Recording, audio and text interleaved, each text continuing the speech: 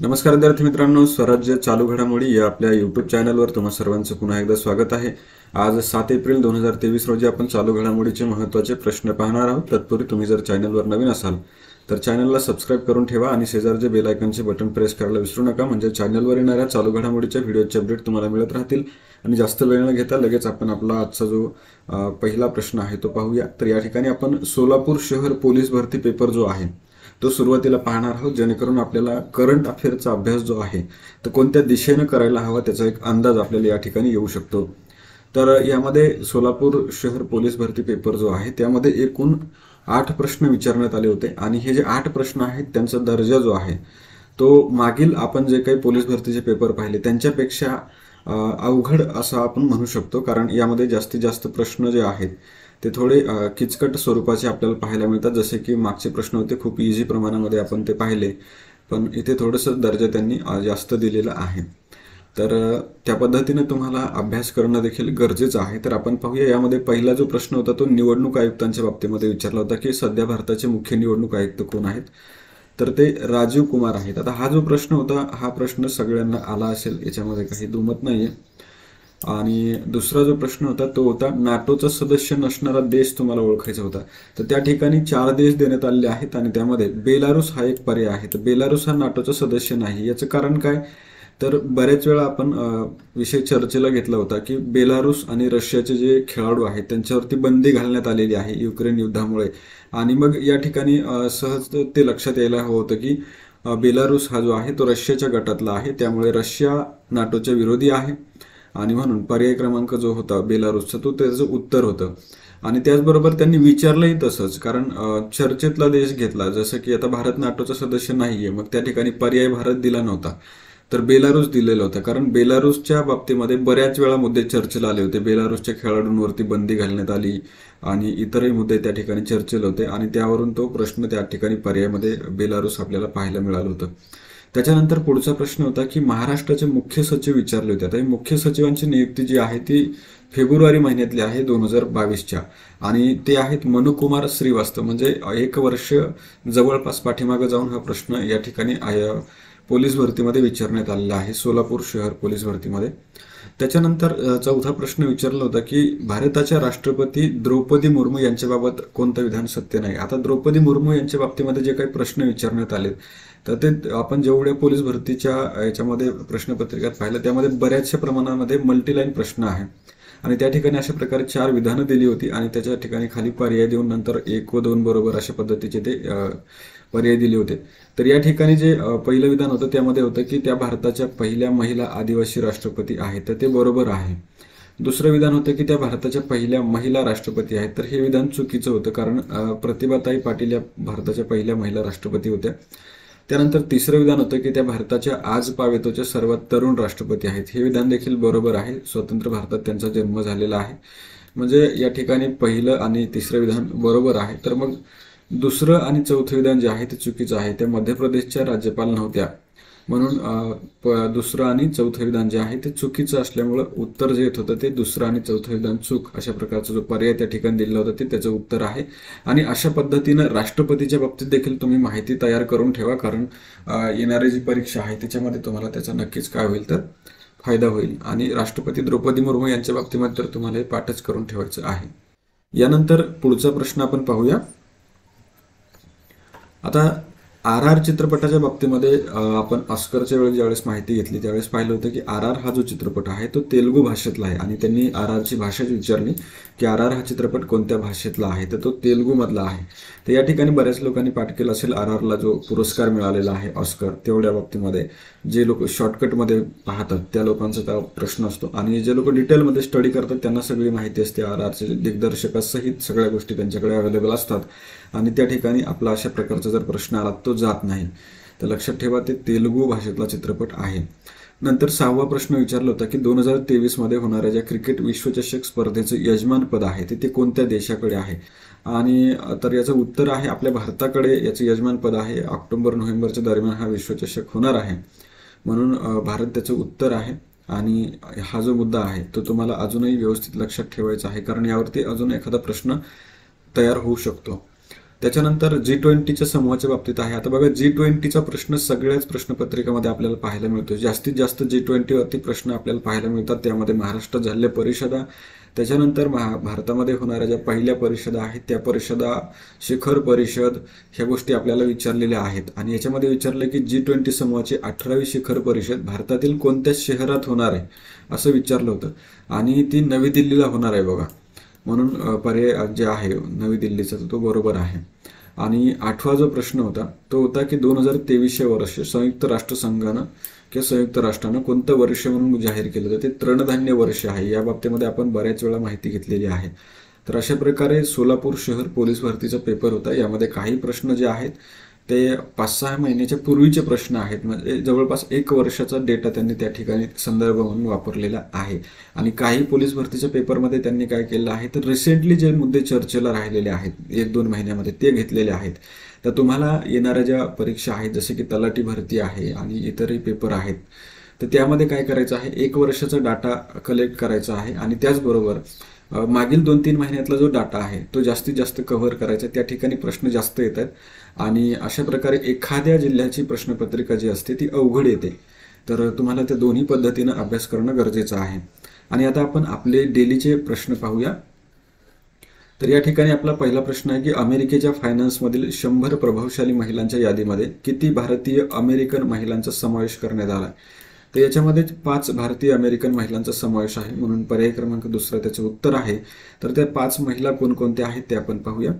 त्यामध्ये JP मॉर्गनच्या अनु अय्यंगार आहेत, इरियल इन्व्हेस्टमेंटच्या रुपल भन्साळी आहेत, फ्रँकलिन टेम्पल्टनच्या सोनल देसाई आहेत, गोल्डमन सॅक्सच्या मीना फ्लिन आहेत आणि बँक ऑफ अमेरिकेच्या सविता सुब्रमण्यम या 5 भारतीय वंशाच्या महिला या अमेरिकेच्या फायनान्शियलमधील 100 प्रभावशाली महिलांच्या यादीमध्ये आहेत.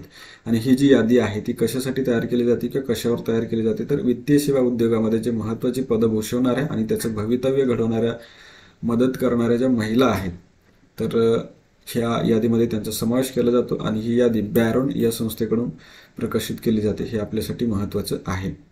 आणि त्या यादीमध्ये एकूण 100 महिला असतात त्या ज्या की अमेरिकेमधील आहेत आणि त्यामध्ये भारताच्या 5 महिला ज्या आहेत भारतीय वंशाच्या त्यांचा समावेश झालेला आहे. नंतर पुढचा प्रश्न आहे राष्ट्रीय सागरी दिनाचा हिरक महोत्सव जो आहे तो नुकताच आयोजित करण्यात आला होता आणि त्याचा हिरक महोत्सवाचं ठिकाण आपल्याला विचारलं तर ते मुंबई या ठिकाणी आयोजित करण्यात आला होता बघा. पर्याय क्रमांक 1 याचं बरोबर उत्तर आहे. आणि हिरक महोत्सव जो आहे तो कधी साजरा केला जातो तर त्याला 60 वर्ष पूर्ण झाल्यानंतर हिरक महोत्सव होतो. आणि यामध्ये राष्ट्रीय सागरी दिन जो आहे तो 5 एप्रिल 2023ला असतो. हे लक्षात ठेवा. त्याचं ते सुरुवात जी आहे ती 1964 पासून झालेली आहे आणि त्याचं जे सुरुवातीचं जे आहे ते 1919 मध्ये भारताची लॉयल्टी नावाचं एक जहाज जे आहे भारतीय मालकीचं ते मुंबईवरून लंडनला पाठवण्यात आलं होतं. आणि त्याच घटनेच्या स्मरणार्थ 1964 पासून भारतामध्ये राष्ट्रीय सागरी दिन जो आहे तो 5 एप्रिलला साजरा केला जातो. म्हणजे 5 एप्रिल 1919ला ते जहाज मुंबईवरून लंडनला पाठवलं होतं. लॉयल्टी नावाचं जहाज होतं ते. आणि हा जो समारंभ झालेला आहे तर याच्यामध्ये याची थीम आहे नौवहन क्षेत्रातील अमृतकाळ. त्याच्यामध्ये त्याला प्रमुख पाहुणे जे राहिले ते मार्क हर्बर्स हे जे आहेत नेदरलँडचे पायाभूत सुविधा आणि जलव्यवस्थापन मंत्री ते प्रमुख पाहुणे होते. आणि या कार्यक्रमाचे अध्यक्ष जे राहिले आहेत ते शंतनू ठाकूर आहेत जे की केंद्रीय बंदरे जहाज बांधणी आणि जलमार्ग राज्यमंत्री आहेत. तर यांच्या बाबतीत ही माहिती लक्षात ठेवायची आहे. त्याचबरोबर या सोहळ्यामध्ये पुरस्कार देखील वितरित करण्यात आलेले आहेत तर ते पुरस्कार तुम्हाला PDF मध्ये पाहायला मिळतील. आणि यानंतर आपण काय करूया तर पुढचा प्रश्न पाहूया. प्रश्न आहे संयुक्त राष्ट्रांच्या सांख्यिकी आयोगावरती 1 जानेवारी 2024 पासून पुढे 4 वर्षांच्या कालावधीसाठी कोणत्या देशाची निवड करण्यात आली. आता बघा संयुक्त राष्ट्र संघाचा जो सांख्यिकी आयोग आहे त्याच्यावरती 1 जानेवारी 2024 पासून पुढच्या 4 वर्षांसाठी ज्या देशाची निवड झाली आहे तो आहे आपला भारत. पर्याय क्रमांक 2 या प्रश्नाचं बरोबर उत्तर आहे. तर भारताची निवड या आयोगावर झालेली आहे. तर आपण थोडी माहिती घेऊया. भारतानं संयुक्त राष्ट्राच्या सांख्यिकी आयोगाची 4 वर्षांच्या कार्यकाळासाठी भारताची त्या ठिकाणी निवड झाली आहे. आणि भारतानं ती स्पर्धात्मक निवडणूक जो आहे या आयोगावर निवडून येण्याची ती जिंकलेली आहे. त्याच्यामध्ये भारताला 53 पैकी 46 मतं मिळालेली आहेत. आता एक जे कंबाईनला लोक आहेत त्यांना मल्टीलाईनमध्ये असं विचारतात बघा, किती पैकी किती मतं मिळाली, मग त्याच्यामध्ये आकडेवारीत तुम्हाला घोळ करतील. अशा पद्धतीनं ते कंबाईनचं जे आहे ते तुम्हाला लक्षात ठेवायचं. आणि पोलीस भरतीवाल्यांसाठी सरळ सरळ आहे की भारताची जी आहे निवड संयुक्त राष्ट्राच्या सांख्यिकी आयोगावर झाली, एवढंच त्यांच्यासाठी इम्पॉर्टंट आहे. बाकी Argentina, Sierra Leone, Slovenia, Ukraine, United Republic of Tanzania, United States of America यांची देखील 1 जानेवारी 2024 पासून 4 वर्षांच्या कार्यकाळासाठी काय झालं होतं, निवड करण्यात आलेली आहे. यानंतर संयुक्त राष्ट्र सांख्यिकी आयोग जो आहे त्याचे थोडे जीके जर आपण पाहिलं तर 1947 ला त्याची स्थापना झालेली आहे. आणि हा आयोग जो आहे तो जगभरातील सदस्य देशामध्ये मुख्य सांख्यिकी तज्ज्ञांना एकत्र आणणारा जागतिक सांख्यिकी प्रणालीमधला एक आहे तर महत्वाचा घटक आहे किंवा सर्वोच्च संस्था आहे. हे आपल्यासाठी इम्पॉर्टंट आहे. यानंतर पुढचा प्रश्न आहे, भारत डायनामिक्स लिमिटेडनं नुकतीच कोणत्या मानव पोर्टेबल अँटी टँक गायडेड मिसाईलची चाचणी घेतली. आता भारत डायनामिक्स लिमिटेड ही जी कंपनी आहे शस्त्र निर्मितीची, तर तिनं काय केलं आहे तर भारतामध्ये अमोघा 3 नावाचं एक अँटी टँक गायडेड मिसाईल आहे, जे की मानव त्याला घेऊन जाऊ शकतो, सैनिक त्याला एक नेऊ शकतो. तर ते अमोघा 3 आहे, त्याची चाचणी घेतलेली आहे. मग अमोघा 3 हे जे क्षेपणास्त्र आहे त्याची आपल्याला माहिती घेणं गरजेचं आहे. तर तिसऱ्या पिढीचं हे क्षेपणास्त्र आहे जे की man portable anti tank guided missile आहे, ज्याला आपण शॉर्ट फॉर्ममध्ये ATGM असं म्हणतो. आणि त्याचं नाव काय आहे तर अमोघा 3. आणि त्याची फील्ड फायरिंग चाचणी जी आहे ती नुकतीच BDL म्हणजेच भारत डायनामिक्स लिमिटेडनं घेतलेली आहे. याचे वैशिष्ट्य जर आपण पाहिले तर हे एकात्मिक मार्गदर्शित क्षेपणास्त्र विकास कार्यक्रमाअंतर्गत विकसित करण्यात आलेलं स्वदेशी क्षेपणास्त्र आहे. त्याबरोबर तिसऱ्या पिढीचं ते fire and forget anti tank guided क्षेपणास्त्र आहे. नंतर त्याचा पल्ला जो आहे तो 200 ते 2500 मीटर पर्यंत आहे आणि ते ड्युअल मोडमध्ये देखील आहे. त्याच्यानंतर लॉक ऑन बिफोर लॉन्च मोडमध्ये देखील ते डागलं जाऊ शकतं. तर या गोष्टी ज्या आहेत त्या अमोघा 3 क्षेपणास्त्राच्या बाबतीमध्ये आहेत. त्या इम्पॉर्टंट आहेत. ज्यांना कंबाईनसाठी हवं असेल त्यांनी ते पाठ करणं गरजेचं आहे. आणि पोलीस भरतीवाल्यांसाठी डायरेक्ट आहे मानव portable anti tank guided missile कोणतं तर ते अमोघा 3 आणि विकसित करणारी संस्था भारत डायनामिक्स लिमिटेड. यानंतर आपण पुढचा प्रश्न पाहूया, पण त्या अगोदर पर्याय जे आहे त्यामध्ये बराक एक आहे, हे आहे. तर हे सगळं तुम्हाला आपण शिकवलेलं आहे, ते आठवण्याचा प्रयत्न करायचा आहे, कारण मी जर सांगत बसलो तर खूप उशीर होतो. आणि यानंतर पुढचा प्रश्न आहे, कॅल्टोरिस ब्रोमस सदाशिव ही जी फुलपाखराची प्रजाती आहे ती कोणत्या राज्यामध्ये आता सापडली आहे. तर लक्षात ठेवा, कॅल्टोरिस ब्रोमस नावाची कॅल्टोरिस ब्रोमस सदाशिव ही जी प्रजाती आहे फुलपाखराची प्रजाती ती केरळमध्ये सापडलेली आहे बघा. तर केरळ या ठिकाणी त्याचं उत्तर येते. पर्याय क्रमांक 2 केरळ या प्रश्नाचं बरोबर उत्तर आहे. तर संशोधकांच्या एका गटाने केरळमधील अक्कुलम आणि वेंबनाड तलावांच्या सीमेवर फुलपाखराच्या या उपप्रजातीचा शोध लावलेला आहे. तिचं नाव आहे कॅल्टोरिस ब्रोमस सदाशिव. तर लक्षात ठेवा, कॅल्टोरिस ब्रोमस सदाशिव फुलपाखराची प्रजाती केरळमध्ये वेंबनाड तलावाच्या सीमेवर सापडलेली आहे. वेंबनाडच्या बाबतीमध्ये तुम्हाला सांगितलं होतं पाणथळ जागा आहे आणि त्याच्यामध्ये केरळला त्या ठिकाणी दंड देखील लावण्यात आला त्याच्या याच्यामध्ये संवर्धनाच्या बाबतीमध्ये व्यवस्थित लक्ष न दिल्यामुळे. तर त्या गोष्टी आपल्यासाठी इम्पॉर्टंट आहेत. नंतर पुढचा प्रश्न आहे, MF हायड्रा ही लिक्विड हायड्रोजनवर धावणारी पहिली फेरी जी आहे जगामधील, फेरी म्हणजे नौकासारखं असतं ते, आणि ती कोणत्या देशामध्ये सुरू करण्यात आली हे इम्पॉर्टंट आपल्याला विचारलेलं आहे. MF हायड्रा लिक्विड हायड्रोजनवर धावणारी जगातली पहिली फेरी, तर ही नॉर्वेमध्ये सुरू करण्यात आली आहे बघा. पर्याय क्रमांक 2 या प्रश्नाचं बरोबर उत्तर आहे. तर नॉर्वेची कंपनी आहे नॉरल्ड आणि या कंपनीने ही MF हायड्रा नावाची लिक्विड हायड्रोजनवर चालणारी जगातली पहिली फेरी किंवा नौका जी आहे ती लॉन्च केलेली आहे. आणि ही फेरी जी आहे ती नॉर्वेमधील हाझेलमेलँड, स्किपाविक आणि नेस्विक हे जे ठिकाण आहेत यांच्या दरम्यान ती प्रवास करणार आहे. आणि हे जे जहाज आहे तर त्याचे वैशिष्ट्य जर आपण पाहिले MF हायड्राचे तर ते हायब्रिड आहे बघा. म्हणजे विजेवर देखील ते चालतं, म्हणजे बॅटरी देखील आहेत त्याला, आणि त्याचबरोबर लिक्विड हायड्रोजन इंधनावर देखील ते चालतं. म्हणजे एक लिक्विड हायड्रोजन संपलं तर बॅटरीवरती ते चालतं, बॅटरी जर संपली तर लिक्विड हायड्रोजन, असे 2 त्याला ऑप्शन आहेत. आणि त्याच्यानंतर याचा फायदा जो आहे तो पर्यावरणाच्या दृष्टीने हा महत्त्वाचा आहे, कारण याच्यामध्ये जे काही दूषित वायूचं प्रमाण आहे तिथे उत्सर्जन होत नाही. आणि त्याचबरोबर याच्यामधून जे उपउत्पादन आहे तर हायड्रोजन इंधनापासून जे उपउत्पादन निघतं ते स्वच्छ पाणी तयार होतं आणि त्यामुळं सागरी जहाजांना ऊर्जा देण्यासाठी पर्यावरणास अनुकूल पर्याय त्या ठिकाणी निर्माण होतात. म्हणजे काय तर त्यामुळे प्रदूषणाचं प्रमाण खूप कमी झाल्यामुळे जे पर्याय त्या ठिकाणी निर्माण होतात त्यासाठी हा जहाज जो आहे तो इम्पॉर्टंट आहे. आणि याचे वैशिष्ट्य जर आपण पाहिले तर याची लांबी आहे 82.4 मीटर आणि त्याच्यामध्ये 300 प्रवासी जे आहेत ते प्रवास करू शकतात आणि 80 वाहनं ते वाहून नेऊ शकतात. त्याचबरोबर वार्षिक कार्बन उत्सर्जनाचं जे प्रमाण आहे ते 95% त्यामुळे कमी होऊ शकतं. तर अशा प्रकारे याचा पर्यावरणाच्या दृष्टीने फायदा आहे आणि त्याचबरोबर त्याचे वैशिष्ट्ये आपण या ठिकाणी पाहिलेली आहेत. तर लक्षात ठेवायचं, नॉर्वेमध्ये MF हायड्रा नावाची लिक्विड हायड्रोजनवर चालणारी जी फेरी सेवा आहे ती सुरू करण्यात आली आहे नॉर्ड या कंपनीकडून. तर एवढ्या गोष्टी लक्षात ठेवा. यानंतर आपल्याला पुढचा प्रश्न पाहायचा आहे. तर प्रश्न आहे, कोणत्या राज्यानं शालेय पाठ्यपुस्तकामधून मोगल इतिहास जो आहे तो हटवण्याचा निर्णय घेतला? तर ते राज्य आहे बघा उत्तर प्रदेश. उत्तर प्रदेशने हा निर्णय घेतलेला आहे. पर्याय क्रमांक 4 त्याचं उत्तर आहे. त्यानंतर पुढचा जो प्रश्न आहे तो म्हणजे इंग्लंडमधील मरीलीबोन क्रिकेट क्लब जे आहे तर त्यानं कोणाला मानद आजीवन सदस्यत्व बहाल केलंय? तर त्या मरीलीबोन क्रिकेट क्लबनं एकूण 17 लोकांना नुकतंच मानद आजीवन सदस्यत्व बहाल केलंय. त्या 17मध्ये भारताचे जे खेळाडू आहेत ते 5 आहेत. तर भारताचे जे 5 खेळाडू आहेत ते आहे महेंद्रसिंग धोनी, युवराज सिंग, सुरेश रैना आणि ह्या पर्यायाचे उत्तर तर चौथा येते वरील सर्व. आणि त्याचबरोबर 2 महिला खेळाडू देखील आहेत भारताच्या. त्याच्यामध्ये मिताली राज एक आहे आणि झुलन गोस्वामी एक आहे. म्हणजे बघा महेंद्रसिंग धोनी, युवराज सिंग, सुरेश रैना, मिताली राज, झुलन गोस्वामी या 5 भारतीयांचा समावेश मरीलीबोन क्रिकेट क्लबच्या मानद आजीवन सदस्यामध्ये करण्यात आलेला आहे. आणि ते कोणत्या देशातलं आहे तर ते इंग्लंडमधलं आहे. यानंतर आपण पुढचा प्रश्न पाहूया. प्रश्न आहे की कोणत्या राज्यानं सततच्या पावसाला नैसर्गिक आपत्ती घोषित केलेला आहे? तर नैसर्गिक आपत्ती घोषित करणारं जे राज्य आहे ते आहे आपलं महाराष्ट्र. महाराष्ट्रानं सततचा पाऊस जो आहे त्याला नैसर्गिक आपत्ती म्हणून आता घोषित केलेला आहे. पर्याय क्रमांक 2 या प्रश्नाचं बरोबर उत्तर आहे. नंतर शेवटचा प्रश्न आहे, छत्तीसगडमधील कोणत्या सुगंधी तांदळाला जिओग्राफिकल इंडिकेशन म्हणजे GI टॅग प्राप्त झालाय? तर छत्तीसगडचा जो सुगंधी तांदूळ आहे त्याला नागरी दुबराज असं नाव आहे बघा आणि त्याला GI टॅग प्राप्त झालेला आहे. म्हणून पर्याय क्रमांक 2 याचं उत्तर आहे.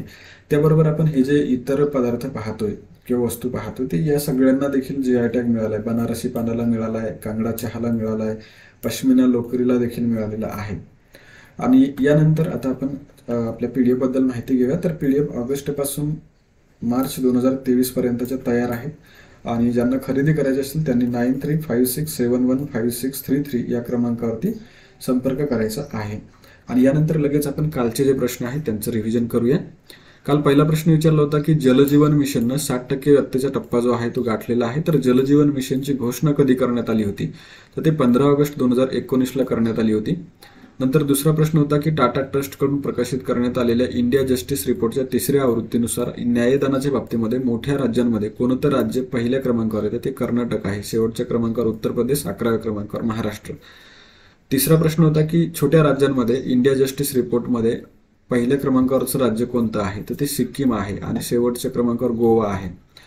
चौथा प्रश्न होता, युटिलिटी बिडर संस्था जी आहे तिच्या अहवालानुसार 2015 पासून 2020 या कालावधीत जंगलतोडीच्या बाबतीत जगात 2ऱ्या क्रमांकाचा देश कोणता? तर तो भारत आहे. पहिल्या क्रमांकावर ब्राझील आहे.